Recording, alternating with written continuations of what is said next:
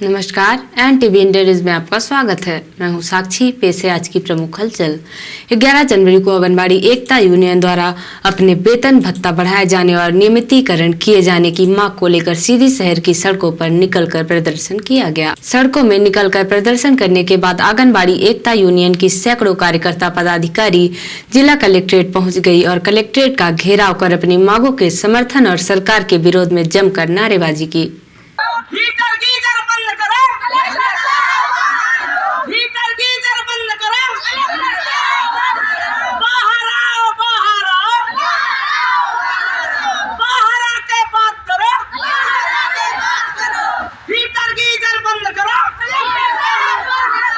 नारेबाजी के बाद आंगनबाड़ी एकता यूनियन के कार्यकर्ता और पदाधिकारी सैकड़ों की संख्या में कलेक्ट्रेट परिसर के भीतर दाखिल हो गई। इस दौरान जिले के अपर कलेक्टर BK पांडे ने आंगनबाड़ी एकता यूनियन के कार्यकर्ताओं पदाधिकारियों की मांगों का ज्ञापन लिया। जिले के अपर कलेक्टर को ज्ञापन सौंपने के बाद आंगनबाड़ी एकता यूनियन की अध्यक्ष सत्यभामा सिंह ने NTV इंडिया न्यूज को अपनी प्रतिक्रिया देते हुए कहा कि सरकार हमारा शोषण कर रही है, हमसे तरह तरह का काम ले रही है, लेकिन उचित वेतन नहीं दे रही है और न ही हमारा नियमितीकरण कर रही है।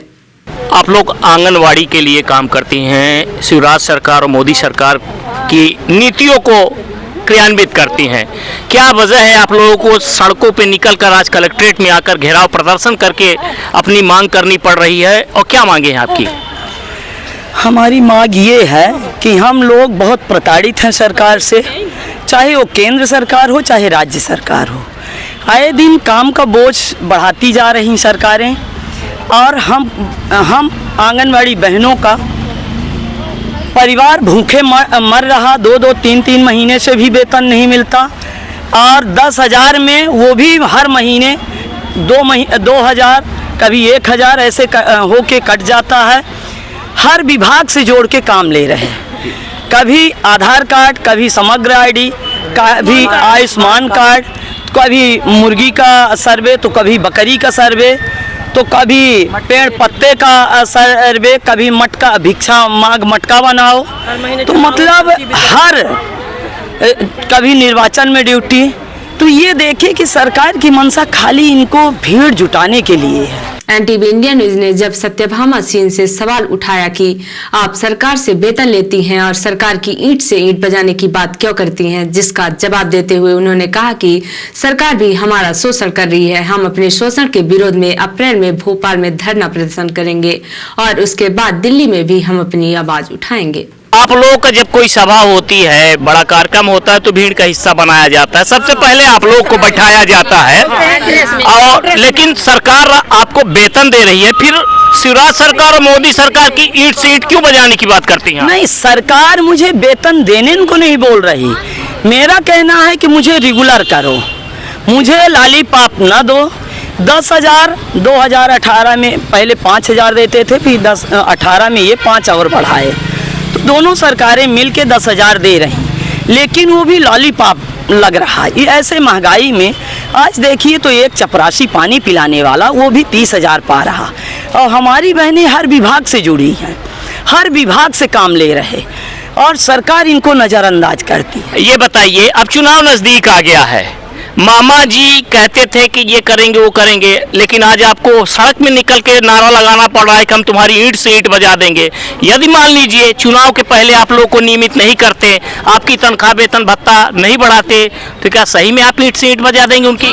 बिल्कुल, ये डिसीजन हम लोग ले लिए हैं, हर हाल में हम लोग ये करेंगे, क्योंकि सरकार से हम लोग बहुत प्रताड़ित हैं, बहुत ही प्रताड़ित हैं।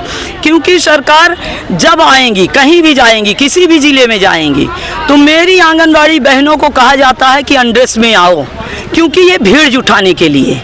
और यदि ये आंगनबाड़ी में अकेले बैठती हैं तब ड्रेस लगा के बैठे। हम पूछते हैं सरकार से कि ऐसा क्यों हो रहा है?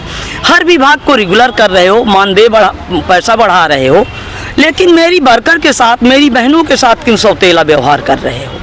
तो ये सरकार मेरी मांग नहीं मानी। कोई डेडलाइन रखी है आपने, कब तक ये पूरी हो आपकी मांग? बिल्कुल, हम लोग ये डेडलाइन निश्चित कर लिए हैं कि ये अभी जनवरी से और अप्रैल तक हम लोगों की मांग नहीं मानी गई तो हम लोग 3 फरवरी को अभी जा रहे भोपाल वहाँ हम लोग प्रदर्शन करेंगे, सीएम हाउस का घेराव करेंगे। सेंट बजाएंगे? हाँ बिल्कुल बिल्कुल, ये निश्चित है। और इसके बाद हम मई में जा रहे हैं मोदी सरकार का संसद घेराव करने। तो इस बार हम सरकार को नहीं बख्शेंगे। मेरी बहनें अब जाग चुकी हैं और वो जान चुकी हैं कि मेरा शोषण हो रहा है। क्या नाम है आपका? मेरा नाम सत्यभामा सिंह है, आंगनबाड़ी एकता यूनियन की जिला अध्यक्ष सीधी से। 11 जनवरी को एनएसयूआई के बैनर तले सौरभ सिंह चौहान के नेतृत्व में संजय गांधी कॉलेज के पुराने भवन में एनएसयूआई कार्यकर्ता और पदाधिकारियों ने संजय गांधी कॉलेज के पुराने भवन में बनाए गए स्ट्रांग रूम की सुरक्षा में तैनात पुलिस कर्मियों द्वारा रहने के लिए उक्त कॉलेज में लड़कियों के लिए बनाए गए वॉशरूम का इस्तेमाल किया जा रहा है। उक्त समस्या को लेकर एनएसयूआई द्वारा पूर्व में भी कई बार धरना प्रदर्शन करके इस समस्या को उजागर किया गया था, लेकिन शासन प्रशासन द्वारा उस पर कोई ध्यान नहीं दिया गया, जिसके बाद आज एनएसयूआई के कार्यकर्ताओं और पदाधिकारियों ने संजय गांधी कॉलेज परिसर के अंदर पहुंचकर जिले की सांसद श्रीमती रीति पाठक की तस्वीर लेकर सद्बुद्धि यज्ञ किया गया। सद्बुद्धि यज्ञ में बड़ी संख्या में एनएसयूआई के कार्यकर्ता और पदाधिकारी शामिल थे। छात्रों ने अनूठे अंदाज में किए यज्ञ में पुरोहित ने मंत्रोच्चार से सद्बुद्धि यज्ञ कराया और यज्ञ के बाद आरती भी करवाई।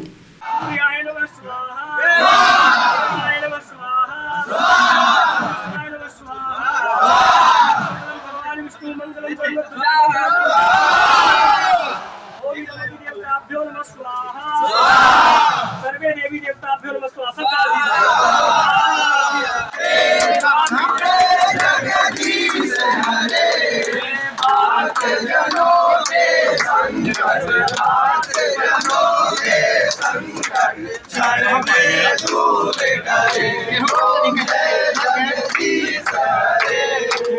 कॉलेज परिसर की व्यवस्था को लेकर किए जा रहे अनूठे विरोध के संबंध में सद्बुद्धि यज्ञ के बाद सौरभ सिंह चौहान ने मीडिया को अपने हवन यज्ञ कार्यक्रमों के उद्देश्यों की जानकारी दी और कहा कि आंदोलन प्रदर्शन कोई सुन नहीं रहा था, इसलिए धर्म का सहारा लेकर यज्ञ के माध्यम से समस्या को उजागर करने का प्रयास कर रहे हैं।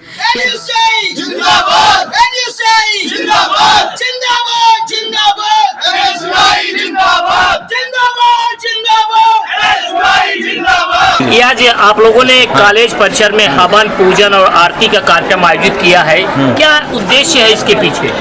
यह हवन एक सद्बुद्धि हवन के नाम से हमने कार्यक्रम किया है। उसका मुख्य उद्देश्य ये था कि हाल ही में कई आंदोलन हम लोग कर चुके हैं, मतलब विज्ञापन भी दे चुके हैं, कलेक्ट्रेट घेराव भी कर चुके हैं, कई बार निवेदन कर चुके हैं, मीडिया में भी सारी चीज़ आ चुकी है कि यहाँ का जो वॉशरूम है, लड़कियों के लिए जो वॉशरूम, वहाँ पुलिस रह रही है। हमारी मांग है कि उस वॉशरूम को आप खाली करा दीजिए और हमारी मांग पुलिस के लिए भी कि उनको वॉशरूम में मत रखिए, वो हमारी सुरक्षा के लिए है, तो उनको वॉशरूम में ना रख के बिल्कुल व्यवस्थित एक उनको रूम दिया जाए और हमारा वॉशरूम खाली करा जाए। जब हमने ये आंदोलन किया था, इसको लेके हमने जब तहसीलदार साहब से बात हुई तो उन्होंने कहा कि यार ये मेरे जानकारी भी नहीं था, बड़ी लापरवाही है, तुरंत होगा, 2 दिन का समय दीजिए, 2 दिन के अंदर खाली होगा। लेकिन आपको बता दूं 20 से 25 दिन हो चुके हैं, अभी तक वो खाली नहीं हुआ है। ये सुरक्षा कर्मी किस उद्देश्य से यहाँ रहते हैं, क्यों रहते हैं, क्यों यहाँ लगाई गई उनकी? यहाँ ईवीएम मशीन रखी हुई है, तो मेरा ये मांग है कि भाई अब क्या है, क्षमता से ज़्यादा यहाँ बच्चे हैं, जितनी कॉलेज की क्षमता है, लगभग 12 से 15 क्लासेज में मशीन रखी है। तो मैं तो ये मांग किया था कि आप मशीन को हटाइए, कलेक्ट्रेट में रखिए या कहीं भी रखिए, इतना बड़ा जिला है, और इनको भी हटाइए, दोनों लोग को हटा के यहाँ पे हम लोग को पढ़ने की व्यवस्था है, तो पढ़ाई करें हम लोग, ना कि ईवीएम की रखवाली अब हम लोग करें, है ना। इसके धार्मिक कार्यक्रमों का आयोजन देखिए वो धर्म से जोड़कर होता है, उसका इस तरह आंदोलन प्रदर्शन के लिए उपयोग नहीं होता। क्यों आपने धर्म का ये रास्ता चुना? क्या है कि आज के देश में हमारे यहाँ ना एजुकेशन या फिर क्या बोलते हैं पढ़ो लिखे की राजनीति नहीं हो रही। हमारे यहाँ राजनीति आजकल पॉलिटिक्स धर्म पे ही हो रही है। आजकल धर्म के नाम पे वोट मिल रहा है लोगों को, तो इसीलिए सोचा कि शायद धर्म के आधार पे जाएं तो हो सकता है कि हमारी मांग मान ली जाए। ये किसी बैनर तले आप कर रहे हैं? एनएसयूआई के बैनर्स का। क्या नाम है? सौरभ सिंह चौहान। यज्ञ के दौरान कॉलेज परिसर में सुरक्षा के लिए पुलिस भी मौजूद थी। उपखंड मजिस्ट्रेट गोपद बनास नीलेश कुमार शर्मा ने आदेश जारी कर गोपाल दास रोड सूखा नाला पुल में अप्रोच रोड का निर्माण कार्य पूर्ण होने तक यातायात सुरक्षा को दृष्टिगत रखते हुए लालता चौक सीधी से तिराहा न्यू बस स्टैंड सीधी के मध्य बड़े वाहनों के आवागमन पर दिनांक 25/1/2023 तक तत्काल रोक लगाई गई है। नगर पालिका परिषद सीधी के पत्र दिनांक 10/1/2023 के अनुक्रम में मुख्यमंत्री शहरी अधोसंरचना विकास योजना अंतर्गत गोपाल दास रोड सूखा नाला में पुल निर्माण निर्माण कार्य पूर्ण होने उपरांत अप्रोच रोड का निर्माण संविदाकार के द्वारा किया जा रहा है। निर्माण स्थल लालता चौक से तिराहा न्यू बस स्टैंड के मध्य है, जिसके कारण भारी वाहन जैसे बस आदि के आवागमन होने से कई कठिनाइयों के साथ दुर्घटना होने की संभावना निर्मित हो रही है। व्यापारी संघ सीधी के पदाधिकारियों, कार्यकारिणी एवं सदस्यों की आवश्यक बैठक बीते दिनों शहर के सिंधु मंगल भवन में संपन्न हुई, जिसमें आगामी कार्य योजना व संगठन विस्तार पर विस्तृत चर्चा की गई, जिसके तहत व्यापारी संघ सीधी अंतर्गत पूर्व की सभी सह समितियों की कार्यकारिणी को भंग करने का प्रस्ताव पारित हुआ। नई कार्यकारिणी नियुक्त होने तक पुरानी कार्यकारिणी के अध्यक्ष कार्यवाहक के रूप में कार्य करेंगे एवं व्यापारी संघ सीधी अंतर्गत युवा व्यापारी संघ, फुटपाथ एवं गोमती व्यापारी संघ, किराना व्यापारी संघ, अनाज व्यापारी संघ, सब्जी फल मंडी एसोसिएशन, धर्मशाला व्यवस्था समिति, आदर्श रामलीला समिति, धार्मिक एवं सांस्कृतिक आयोजन समिति, दशहरा उत्सव समिति, व्यापारी संघ सेवा समिति एवं अन्य समितियों के कार्यकारिणी की नियुक्तियां जल्द की जाएगी। बताया गया कि आगामी 22 जनवरी को गांधी चौक पार्किंग स्थल में व्यापारी संघ सीधी के पदाधिकारियों एवं सभी सह समिति की कार्यकारिणी का शपथ ग्रहण का कार्यक्रम आयोजित किया जाएगा, जिसमें शहर की सभी व्यापारी और जिले भर के प्रमुख व्यापारी गण शामिल होंगे। विगत वर्षों की भांति इस वर्ष भी सीधी शहर के पूजा पार्क में 10 जनवरी से 16 जनवरी तक संगीत में श्रीमद् भागवत महापुराण कथा का आयोजन श्री कृष्णा रसमृत समिति द्वारा किया जा रहा है, जिसमें कथा व्यास पंडित वाला वेंकटेश जी महाराज द्वारा संगीत में श्रीमद् भागवत महापुराण कथा सुनाई जा रही है। 12 जनवरी को पूजा पार्क में मौजूद भक्तों को कथा सुनाते हुए कथा व्यास पंडित वाला वेंकटेश महाराज ने कहा कि ईश्वर की लीला अपार है, वह कब किस रूप में इंसान की मदद करे कोई उसे जान नहीं सकता। पूजा पार्क में कथा का श्रवण करने भक्त बड़ी संख्या में मौजूद थे। आत्महत्या करने को तैयार हो गया तो संदेह फल दिए, ले जाइए फल अपनी पत्नी को खिला दिया। लेकर के आए, धुंधली सोचती है कहीं सुखदेव की तरह ये 12 वर्ष रह गए तो मैं क्या करूंगी, और कदाचित ये बालों प्रसव के समय टेढ़ा हो गया, मैं बिना मौत मरी जाऊंगी, पर करूं क्या। रिपोर्टर निमाई रौतेला ने बताया कि उत्तराखंड मुक्त विश्वविद्यालय का 7वां दीक्षांत समारोह का शुभारंभ माननीय कुलाधिपति राज्यपाल लेफ्टिनेंट जनरल गुरमीत सिंह व माननीय सीएम उत्तराखंड श्री पुष्कर सिंह धामी ने संयुक्त रूप से वर्चुअल माध्यम से किया। दीक्षांत समारोह कार्यक्रम के अवसर पर उच्च शिक्षा मंत्री धन सिंह रावत और केंद्रीय मंत्री अजय भट्ट मौजूद रहे। इस वर्ष का कुलाधिपति स्वर्ण पदक वनस्पति विज्ञान की अनीता जोशी को दिया गया। 27 मेधावी छात्रों को स्वर्ण पदक दिए गए। इसके साथ ही मैती आंदोलन के जनक पद्मश्री कल्याण सिंह रावत, जौनसार कला संस्कृत के लिए श्री नंदलाल भारती और लोक गायन के लिए पद्मश्री बसंती देवी को डीलिट मानद उपाधि से सम्मानित किया गया। साथ ही विश्वविद्यालय के एक छात्र को पीएचडी, 716 को स्नातकोत्तर व 10,932 छात्रों को स्नातक की उपाधि प्रदान की गई। इस अवसर पर केंद्रीय रक्षा राज्य मंत्री अजय भट्ट एवं उच्च शिक्षा मंत्री धन सिंह रावत ने संयुक्त रूप से विश्वविद्यालय में लगभग 25 करोड़ की लागत से बने 5 भवनों का लोकार्पण भी किया। दीक्षांत समारोह कार्यक्रम में वर्चुअल प्रतिभाग करते हुए कुलाधिपति ने उपाधि धारक शिक्षार्थियों को बधाई देते हुए कहा कि शिक्षा जीवन में खुशहाली लेकर आती है। शिक्षा प्राप्त करने के लिए प्रतिभा, संकल्प और परिश्रम का बड़ा योगदान होता है। दूरस्थ शिक्षा में तो संकल्प और परिश्रम का और भी अधिक महत्व होता है। राज्यपाल ने उपस्थित शिक्षार्थियों से कहा कि आप सभी को अमृतकाल के इन 25 वर्षों में विकसित भारत का नेतृत्व करना है। यह अमृतकाल प्रत्येक भारतीय के लिए महत्वपूर्ण है। उन्होंने छात्रों से आह्वान किया कि तकनीकी के बल पर लोगों की तरक्की के रास्ते खोजे जाएं।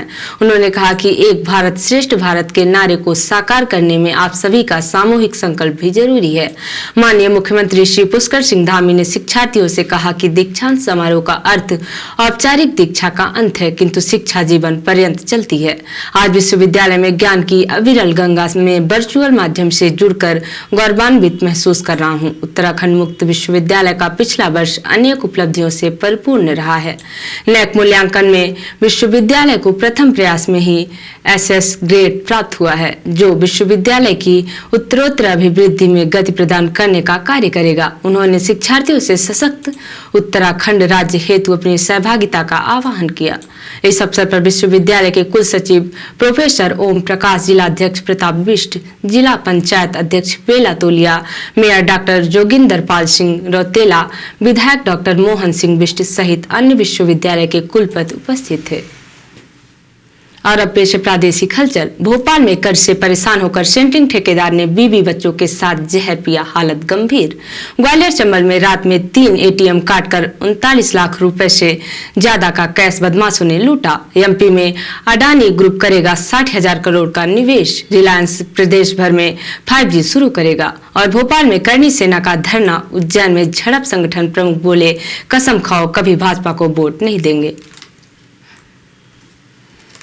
और अब पेश है राष्ट्रीय हलचल। चीन में भारतीयों पर 4 महीने में 50 हमले। बीजिंग, संघाई में निशाना बनाकर हो रही मारपीट।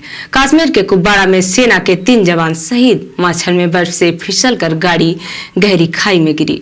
भारत जोड़ो यात्रा के समापन समारोह में 21 पार्टियों को न्योता। कांग्रेस अध्यक्ष खड़गे ने लिखा लेटर।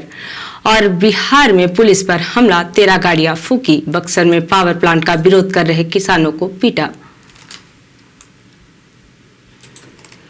तो ये थी आज की प्रमुख हलचल। नमस्कार।